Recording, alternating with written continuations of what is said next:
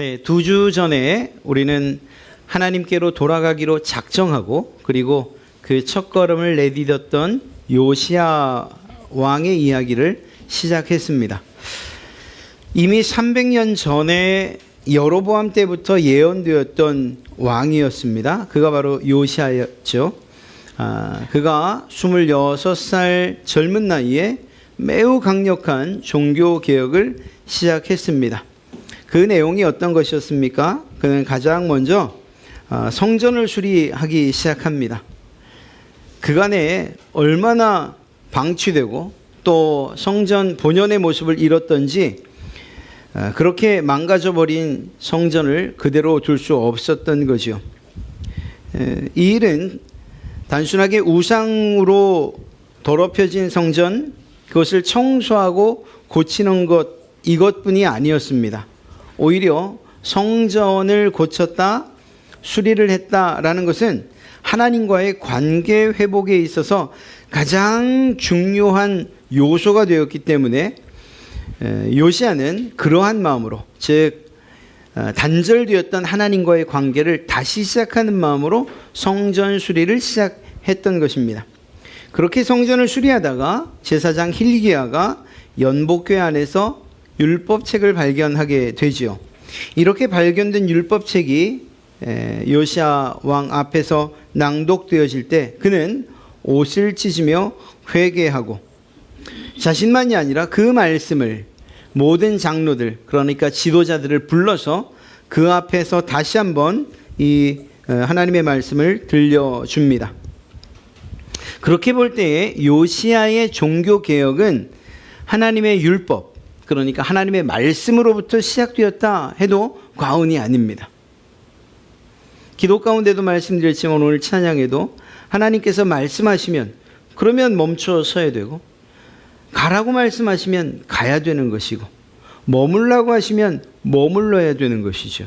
그러니까 하나님의 말씀에 순종하는 것으로부터 우리의 신앙뿐 아니라 잘못된 것들이 고쳐지는 그러한 개혁이 시작된다는 사실을 이 요시야가 보여줬던 것입니다.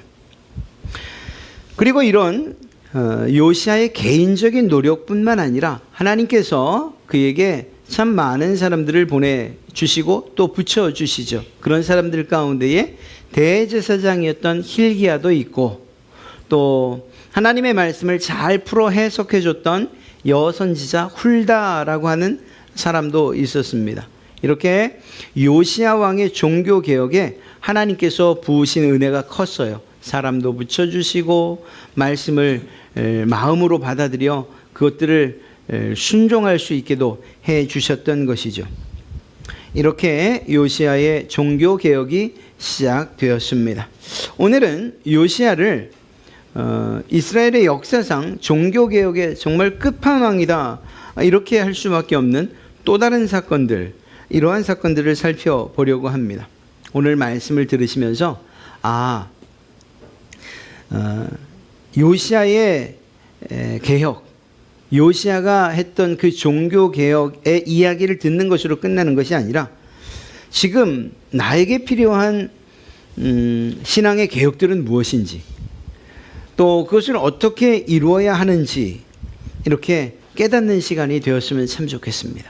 깨닫는 것뿐만 아니라 내가 이것이 변해야 되는구나, 바뀌어야 되는구나, 이 부분에 있어서 이런 방향으로 방향을 설정하고 더 열심을 해야 되는구나 라는 그러한 깨달음이 있다면 그것들을 실행에 옮기는 그런 용기와 그리고 또 능력도 주께서 제공해 주실 줄로 믿습니다.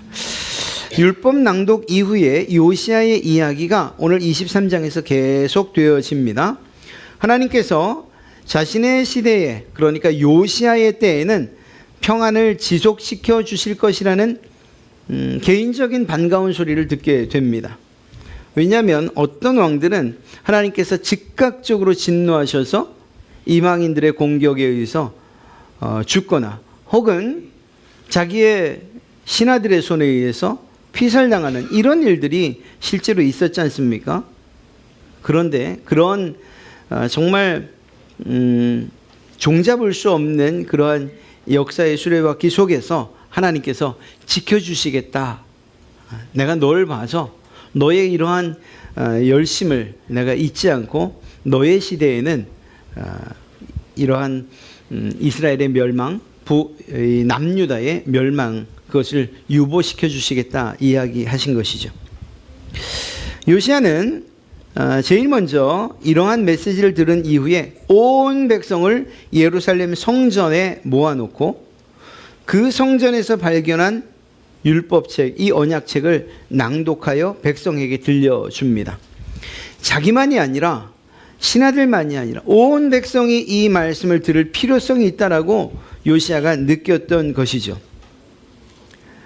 그리고 그동안 하나님 앞에서 잘못한 것들이 무엇인지 말씀을 통해 깨닫고 그리고 그것에 대한 회개를 촉구하고 앞으로 신실하게 살아야 된다라는 이러한 다짐을 하게 하는 소위 언약 갱신, 하나님과 이스라엘 백성 사이의 약속을 다시 한번 갱신하는 일을 하게 됩니다. 그런데 여러분, 이 백성들을 어디로 모이게 했다고요? 네, 바로 예루살렘 성전입니다. 성전. 이건 정말 매우 의미 있는 일이 아닐 수가 없어요. 왜냐하면 우리가 지난 시간에도 살펴보고 오늘 서두에서도 잠시 말씀드렸던 것처럼 이스라엘 백성들의 우상 숭배, 그러니까 그들이 하나님을 배반한 일들이 얼마나 심각했느냐, 바로 이 성전을 보면 알 수가 있었습니다. 성전은 누구에게 예배하는 곳이죠? 네, 하나님께 예배하는 곳입니다.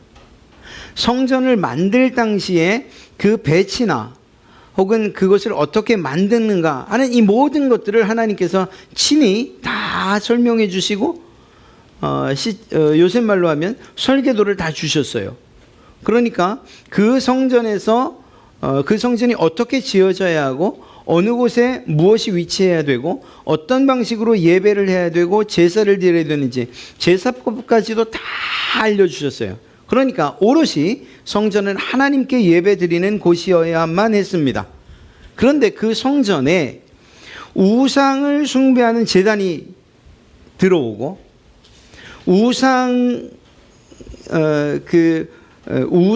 잠시 후에 보겠지만 그 우상을 섬기기 위한 기구들을 만드는 것이 제작되고 심지어는 남창의 집까지도 들어오게 됩니다. 그러니까 하나님께 예배드려야 될 가장 신성한 장소 그리고 가장 상징적인 장소에 하나님께서 가장 싫어하고 가장 가증히 여기는 것들로 가득 찼던 거예요. 이것만 봐도 이 남유다, 이스라엘의 타락의 정도를 우리가 알 수 있는 거죠. 그런데 그런 상황 가운데에서 성전을 수리하고 청소한 이후에 다시 성전으로 모이게 한 것입니다. 바꿔 말하면 우상숭배 혹은 신앙의 타락으로 가장 피해를 본 바로 그곳, 그 성전, 가장 썩고 가장 부패했던, 그래서 가장 확실한 개혁이 필요했던 그곳에 이스라엘 백성들을 모이게 한 것이죠. 그리고 그곳에서 하나님의 말씀을 낭독하고 선포한 것입니다. 이건 무엇을 의미하는 것일까요? 그렇습니다. 요시야는 자기만이 하나님과의 관계를 회복하는 것을 원치 않았어요. 이스라엘 모든 백성들이 하나님의 백성이라고 일컫는 이 사람들이 하나님과 올바른 관계 가운데로 들어가기를 소원했던 것이고 그것을 위해서 성전으로 모아들여 율법책을 낭독했던 것입니다. 이러한 성전에서의 율법 낭독이 있은 이후에 요시야의 종교개혁은 계속되어지는데 대제사장 hil기야 그리고 그 밑에 있는 예하 제사장들과 문을 지키던 모든 사람들에게 명해서 아버지 므낫세가 세웠던 바알과 아세라와 하늘의 1월 성신을 위해서 만든 모든 그러한 제사 기구들을 다 불사릅니다. 또 이 왕은 제사장들에게 성전에서 다른 신들을 숭배하는 데 사용했던 모든 도구들 역시 제거하게 합니다. 이 모든 것들을 다 회수해오자 다 태워버린 것입니다. 그것이 오늘 우리가 읽진 않았습니다만 4절에 기록되어 있죠. 왕이 대제사장 hil기야와 모든 부제사장들과 문을 지킨 자들에게 명령하여 바알과 아세라와 하늘의 1월 성신을 위하여 만든 모든 그릇들을 여호와의 성전에서 내다가 예루살렘 바깥 기드론 밭에서 불사르고 그것들의 재를 베델로 가져가게 하고. 성전 안에 있던 이방신에게 제사하던 모든 기구들을 다 불태운 것입니다. 그리고 그것을 어디로? 베델로. 이 일은 이 베델로 가져가게 한 데에도 특별한 이유가 있습니다. 그건 잠시 후에 말씀드리겠습니다.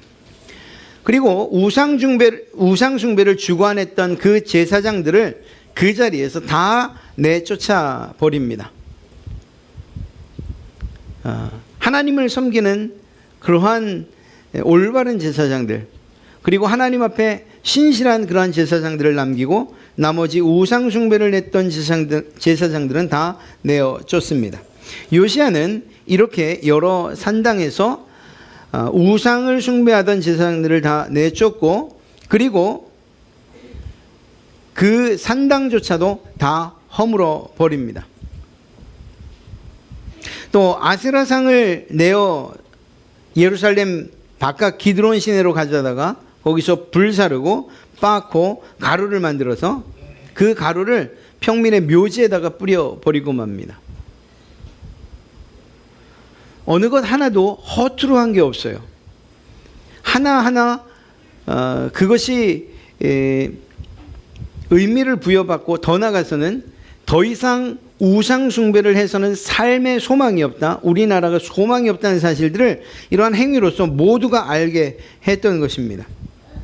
그 아세라 목상이 어디에 있었느냐? 바로 성전 안에 있었던 거예요. 그것들을 내다가 다 불사르고 가루를 만든 것이죠.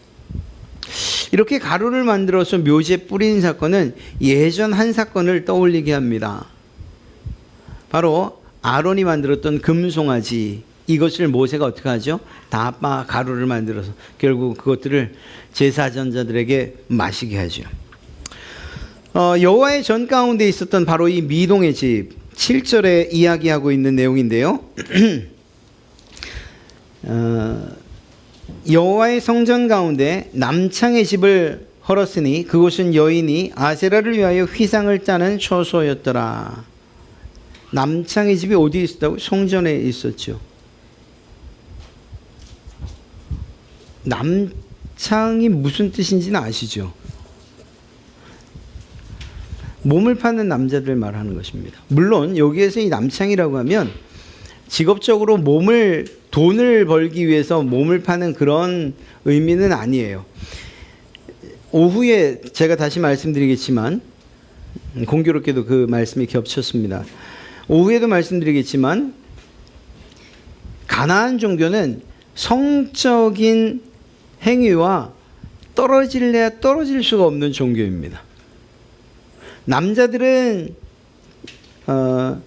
아세라 바알 신전에 마련된 사제들을 찾아가서 행음을 하고, 여자들은 역시 마찬가지로 그곳에 마련된 남창의 집에 가서 행음을 해요. 범죄이죠. 그런데 그것이 전혀 그들에게는 꺼리낌이 없어요. 왜냐하면 그것이 종교 행위이기 때문이에요. 적어도 종교 행위로서 권장되고 있는 일이에요. 이유가 무엇이냐? 그러한 성행위를 통해서 하늘의 신인 바알과 땅의 신인 아세라가 이 신들의 흥분을 도발한다는 것입니다. 그리고 나서 오는 게 비라는 거예요. 그렇게 믿어요. 그러니까 그들은 이러한 정말 더럽고 추악한 이러한 성적인 범죄들을 당연한 것으로, 그리고 죄의식 없이 행했던 것입니다. 그리고 그러한 남창의 집이 어디에 있었다고요? 성전 안에 있었던 거예요. 하나님께서 이런 일들을 그냥 두신다면 그러면 하나님이 살아계시지 않은 거죠. 그리고 그것을 좀 더 설명하기를 무엇이라고 이야기하고 있는가? 아세라를 위한 휘장을 짜기 위해서 만들어진 곳이라고 또 설명하고 있어요. 이렇게 보나 저렇게 보나 이방 신들, 우상을 숭배하기 위해서 만들어진 것이라는 것만큼은 분명한 것이죠. 유다 각 성읍에서부터 모든 제사장들을 또한 불러내서 개발하는 곳에서부터 브엘세바에까지 있었던 우상에게 분향하던 모든 산당들을 더럽힙니다. 그래서 사용하지 못하게 하고 성문 왼편에 있던 산당들도 모두 부수어 버립니다. 말씀드렸던 것처럼 산당에서 일하던 제사장들은 다시는 하나님을 섬기는 여호와의 제단에서 일하지 못하도록 출입을 금합니다. 또 더 나아가서 인신제사를 드리던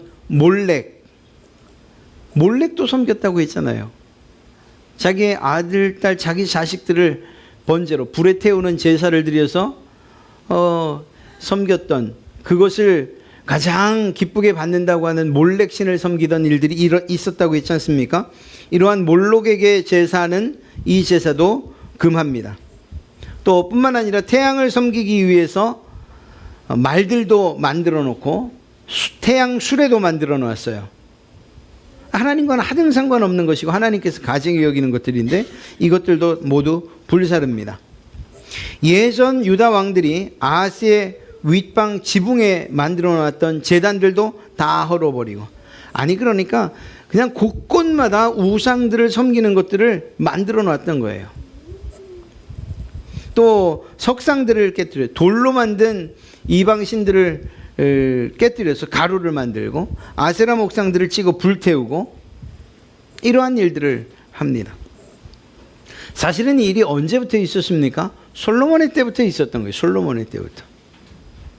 300년이 훨씬 넘어서 솔로몬의 때부터. 솔로몬이 왜 이러한 이야기에 마치 원흉처럼 언급이 될까요? 솔로몬이 많은 정책적으로, 정략적으로 많은 나라의 왕비 공주들을 자기 아내로 맞이하는 과정에서 여자만 온 것이 아니고 그 나라의 신들이 같이 왔고 그 신들을 섬길 수 있는 그러한 신당들을 솔로몬이 직접 만들어줬잖아요. 그러니까 하나님을 섬겨야 하는 솔로몬이 다른 나라의 여인들을 받아들이면서 그 나라의 신들을 섬기는 장소까지도 제공해 줬던 겁니다. 그리고 그러한 것들이 결국은 여로보암 시대에 오면서 르호보암과 여로보암의 시대에 남북으로 나뉘고 북이스라엘은 걷잡을 수 없이 우상숭배의 길을 걸어가고, 그래도 하나님께서 다윗을 어여삐 여기셔서 다윗과 약속하신 것이 있어서 남유다는 그래도 올바른 왕들을 세우심으로 지금까지 유지시켜 주신 것이죠. 이렇듯이 솔로몬 시대 때부터 잘못되어 놓은 것들을 바로 이 요시야가 바로잡고 있는 것입니다.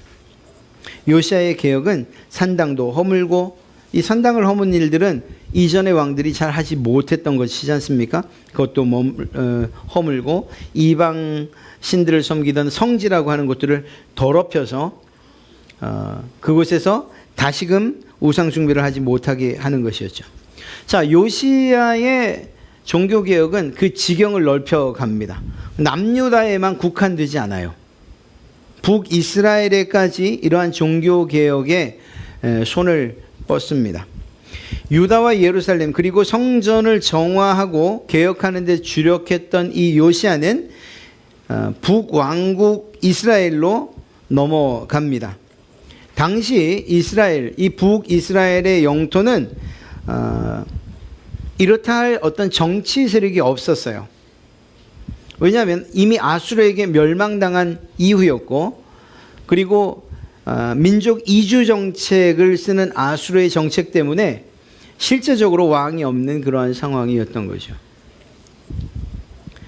요시야는 이런 북이스라엘, 그러나 자신과 형제 나라 아닙니까? 이 북이스라엘, 그러니까 베델로 바로 찾아갑니다. 이 베델이 어떤 것이었습니까? 말씀드린 바대로 여로보암이 자기의 나라를 세우면서, 즉 북이스라엘을 통치하면서 자기 나라 백성들, 이 북이스라엘 백성들이 남유다로 유입되지 못하도록 베델과 단에 제단을 쌓았다고 말씀드렸죠. 그게 여로보암의 죄라고 말씀드렸습니다. 왜냐하면 예배는 예루살렘, 남유다에 있는 예루살렘 성전에 가서 예배를 해야 되는데 혹시라도 북이스라엘 민족들이, 백성들이 남유다에 갔다가 마음이 홀랑 뺏겨서 나 여로보암 우리의 왕 되는 거 실소 이렇게 말할까 봐, 이러한 정치적인 두려움 때문에 아예 선을 그어서 남유다로 못 내려가게 한 것이에요. 그리고 그럼에도 불구하고 예배는 드려야 되니까 그 예배를 대신할 장소를 북이스라엘의 꼭대기와 가장 아랫부분 유다 접경 지역에 만들어 놓은 거죠. 그래서 너희는 남유다로 내려갈 필요가 없다. 내가 만들어 놓은 단과 베델에서 예배해라. 이렇게 한 것입니다. 절기도 만들었고 임의대로 제사장도 세웁니다. 이건 명백한 하나님 앞에 보면 우상 숭배이죠. 그렇게 할 때에 우리가 지지난 시간에 살펴봤던 것처럼 이름 없는 선지자가 나타나서 여로보암을 저주했어요. 그리고 그때 요시아의 탄생을 예언한 것이죠. 이것을 요시아가 잊지 않고 있었던 거예요. 아까 베델로 이 부순 죄를 베델로 보냈다고 말씀드렸지 않습니까? 바로 하나님께서 하셨던 그 예언을 이루기 위해서 요시아는 베델로 향합니다. 그리고 그 베델을 파괴합니다. 그곳에 있던 신전을. 이미 우리가 4절 후반부에 베델로 보냈다는 사실을 말씀드렸죠. 예루살렘 성전에 있던 우상들을 태운 재를 베델로 옮겨놓고, 그리고 베델 신전 근처에 있던 무덤 속에서 뼈들을 다 출현해서 그것들을 이방신에게 제사하던, 물론 이방신은 아닙니다. 여로보암이 만들었던 것이니까 하나님을 예배하겠다고 만들어 놓은 그 제단 위에다가 그 뼈들을 펼쳐놓고 그 제단 위에서 태웁니다. 이것이 예언되어 있던 내용이에요. 역대기를 보면 이 무덤들은 베델 신전에서 사역하던 제사장들의 뼈다, 이렇게 이야기하고 있습니다. 그러니까 이 요시아 왕은 베델의 제단 위에서 이러한 제사장들, 잘못된 하나님의 말씀대로 행하지 않은 제사장들의 뼈를 태워서 이 베델을 부정하게 만들었던 거죠. 다시는 사용할 수 없도록 그렇게 만든 것입니다. 그리고 이것은 말씀드린 것처럼 300년 만에 이루어진 예언의 성취였던 것입니다. 이 사실을 볼 때에 마지막 부분에도 말씀드리겠지만 요시아는 그의 종교개혁, 그가 신앙의 개혁, 또 그리고 이스라엘의 종교개혁을 이루는 모든 과정에 하나님의 말씀을 기준으로 하고 있어요. 하나님의 말씀, 그리고 그 말씀을 전하는 선지자의 말에 귀를 기울여요. 율법을 중심으로 해서 하나님께서 가증히 여기는 것들을 단호히 배격하고 부수고, 하나님께서 기뻐하시는 것들을 세워나가는 일들을 했던 거죠. 또 자신이 해결할 수 없는, 해석할 수 없는 부분은 하나님께서 선지자를 통해서 하시는 말씀에 귀를 기울여서 이러한 일들을 한 것입니다. 더 나아가 그는 이렇게 우상들, 그리고 이방신들의 산당들을 다 부수고 난 이후에 하나님을 예배하게 하기 위한 마지막 한 가지를 합니다. 그것이 무엇이냐? 바로 절기를 다시 한번 확립하는 것이었어요. 그래서 유월절을 지키게 합니다. 오늘 우리가 읽었던 말씀을 보면 사사시대 이후에 여러 왕조들, 그래서 요시야까지 오면서 유월절, 하나님의 유월절 절기를 이렇게 지킨 때가 없었다, 이렇게 평가하고 있습니다. 물론 이건 규모에 관한 것일 수도 있어요. 얼마만큼 성대하게 유월절을 지냈는지, 그리고 유월절 지나서 무교절 7일까지도 함께 지키게 되죠. 요시야는 이 유월절을 성대히 지키기 위해서 역대기서를 보면 자기가 가지고 있던 짐승들 가운데 양과 염소 3만 마리, 소 3천 마리를 바칩니다. 왕이 이렇게 하나님께 예배하는 일들을 위해서 바치자 신하들도 그냥 있지 않습니다. 어린 양과 염소 2,600마리, 소 300마리를 바칩니다. 그러자 레위 사람들의 지도자들도 가만히 있지 않습니다. 그래서 고나냐, 그 형제 스마야, 느다넬, 하사베아, 여이엘, 요사밧도 역시 양 5,000마리와 소 500마리를 유월절 제물로 바칩니다. 왕이 시작하자 그 밑에 있던 신하들도, 그리고 또 지도자들도, 그리고 레위의 지도자들도 하나님께 예배할 제물들을 내놓습니다. 이 사실이 무엇을 의미하는가? 하나님께 올바로 예배하려고 하면 그 모든 예배에 필요한 것들을 하나님이 제공하신다는 거예요. 이들이 예배하지 못하고 그 예배가 중단됐던 이유가 무엇이냐? 하나님을 향한 경외감도 없었고 하나님의 말씀에 순종하려고 하는 그러한 순종도 없었던 거죠. 하나님께 무관심했기 때문에 예배를 하지 못했던 거예요.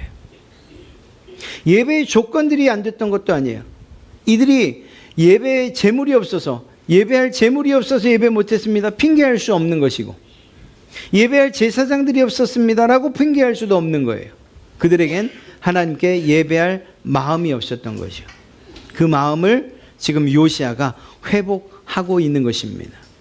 이미 있었던 우상 숭배를 척결하는 사건과 이미 그 전에 있었던 성전을 깨끗하게 한 사건, 그리고 나서 하나님의 율법을 선포하고 그 율법에 따라서 유월절을 지키는, 하나님을 예배하는 절기를 다시금 확립하는 것을 통해서 이스라엘 백성들과 하나님과의 관계를 다시금 이렇게 정말 좋은 관계로, 그리고 왕으로 섬길 수 있는 그러한 마음으로 변화시키고 있는 것이죠.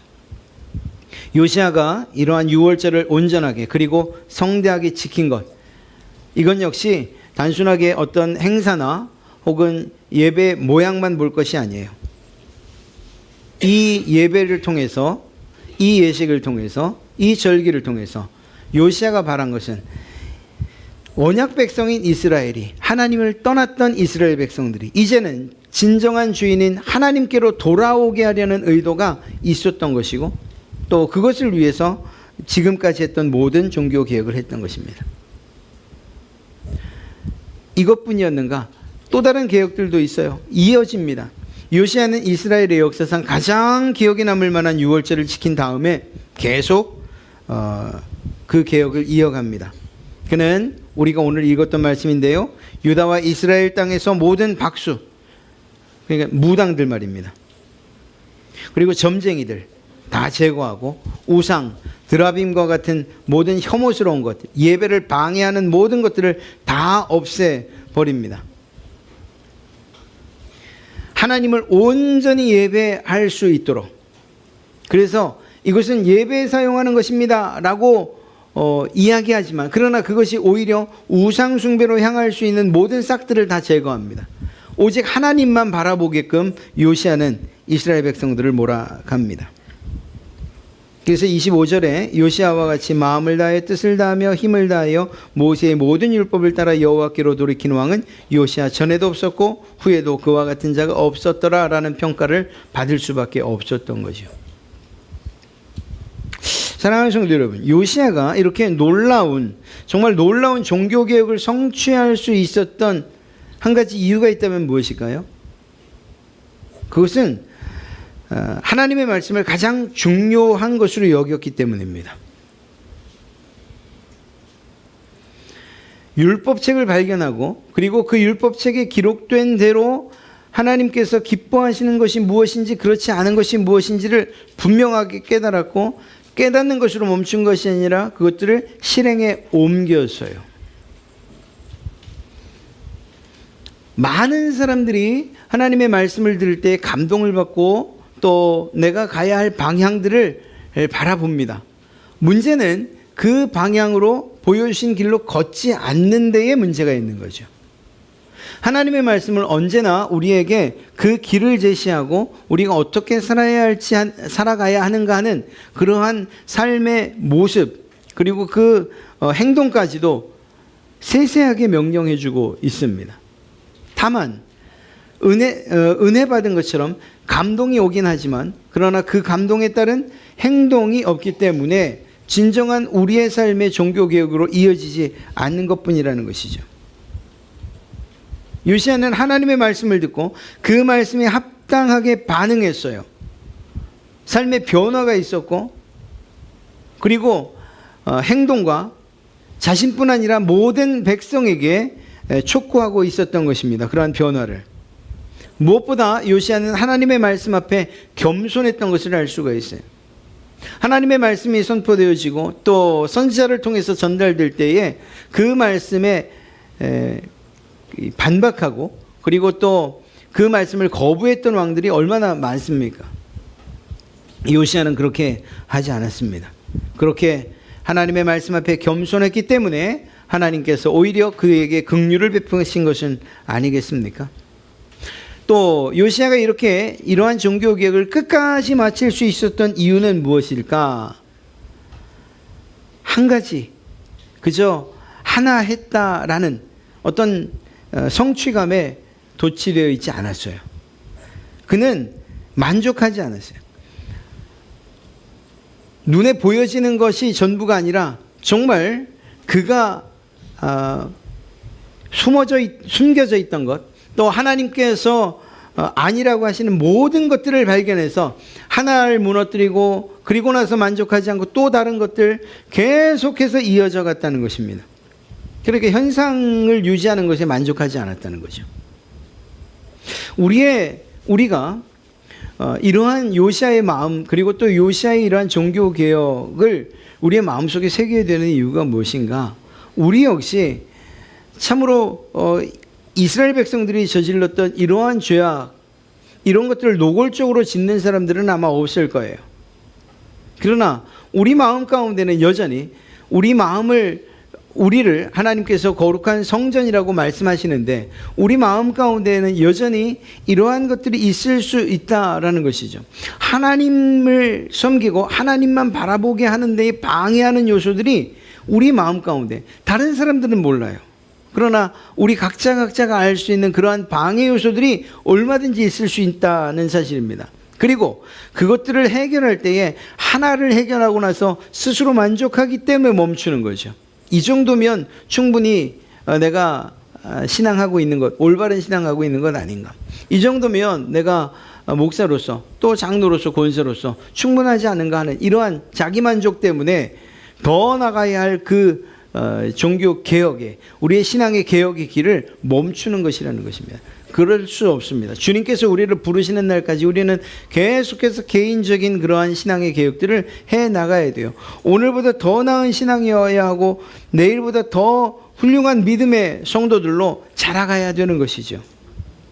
그러니까 멈춰서는 안 되는 거예요. 우리가 개인적으로 하나님의 말씀에 감동을 받고 각성을 했습니까? 그러면 그것은 모든 사람들이 알 수 있는 삶으로 나타나야 돼요. 그냥 나 하나만 그냥 마음속으로 깨달은 것으로 끝나는 것이 아니라 깨달은 바는 반드시 말로 행동으로 드러날 수밖에 없는 것이죠. 그것이 진정한 변화의 시작이라고 이야기할 수 있는 것입니다. 요시야가 하나님의 말씀을 들었을 때 그냥 듣고 멈추는 것, 듣고 아무 일도 행하지 않았더라면 이런 놀라운 평가를 들을 수는 없었을 거예요. 단지 옷을 찢는 것으로 멈췄다? 이런 평가를 받을 수 없었을 것이죠. 그는 옷을 찢는 것에 멈추지 않고 그때부터 시작된 거예요. 그때부터 오히려 하나님의 말씀을 듣고 그 말씀이 무엇을 명령하고 또 그 말씀이 무엇을 요구하는지에 대해서 깨달은 그때부터 진정한 종교개혁이 끊임없이 시작됐던 것입니다. 아니 6월절까지 이루어놓으면 충분한 것 아닙니까? 무너졌던 절기 또 더럽혀졌던 성전을 회복한 것, 이것이면 충분하지 않습니까?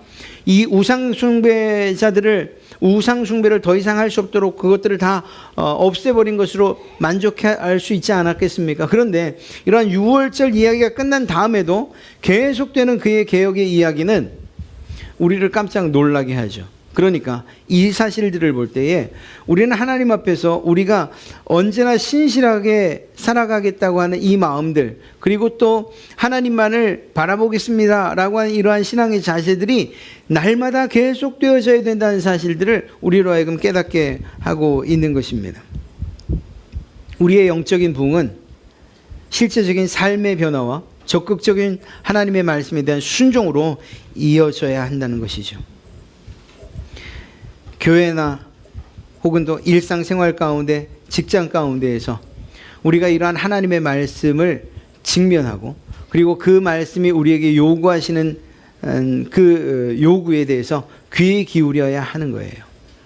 그리고 그 말씀이 들려질 때에, 그리고 깨달아질 때에 그것으로 만족하지 않고 첫걸음을 내딛어야 되는 거예요. 요단강의 갈라짐, 이스라엘 백성들이 요단강을 건널 때의 그 순간, 그리고 그 첫걸음을 우리는 기억해야 됩니다. 요단강은 범람하고 무서운 기세로 흐르고 있었어요. 홍해처럼 갈라지지 않았어요. 법궤를 맨 제사장들이 첫 발을 내디딜 때 그때부터 멈춰섰어요. 이 말은 무슨 말입니까? 우리가 하나님의 말씀을 듣는 것으로 만족하거나 깨닫는 것으로 만족하는 것이 아니라 여러분들의 삶의 첫발, 행동의 첫발, 말의 첫발을 내딛는 그 순간부터 하나님의 놀라운 기적들이 시작되는 것이고, 또 그때로부터 우리의 종교개혁, 우리의 신앙의 개혁은 시작되는 것이라는 거예요. 제발 말씀을 듣는 것으로 오늘 들을 말씀을 들었다, 만족하지 마시기 바랍니다. 우리의 감정의 변화에 너무 취하지 마십시오. 그것이 아니라, 그것으로 멈춰지는 것이 아니라 그때부터 시작인 거예요. 들려주시는 말씀들, 보면서 깨닫는 말씀들, 그것은 여러분들의 삶을 통해서 반드시 나타나야 돼요. 말이 변하고 행동이 변하고 표정이 변하는 이러한 변화로서 나타나야만 합니다. 성경을 그저 아는 것으로 만족하지 않게 하여 주십시오. 이것이 우리의 기도의 제목이 되어야 하고, 오히려 하나님의 영광을 위해서 하나님의 말씀을 따라 순종할 수 있는 그러한 믿음과 그런 결단과 용기도 허락하여 주십시오. 이것이 우리의 기도가 되어야 할 줄로 믿습니다. 요시아의 종교개혁, 그 종교개혁을 뒤따르길 원한다면 하나님의 말씀을 먼저 소중히 여기시고, 하나님과의 관계를 가장 귀한 것으로 여기시고, 말씀하는 것이 무엇이든지 간에 순종하겠다고 하는 그런 다짐과, 그리고 실제적인 변화들, 이러한 변화들이 우리의 삶 가운데 있어야 할 줄로 믿습니다. 그러한 것들을 소망하고 여러분들이 살아가실 때 하나님께서 성령님을 통해서 여러분들을 도우실 줄로 믿습니다. 그때 여러분 안에서 놀라운 신앙의 부흥과 그리고 개혁들이 날마다 이루어질 줄로 믿습니다. 그러한 삶을 사시는 그러한 여러분 되시길 주님의 이름으로 축복합니다.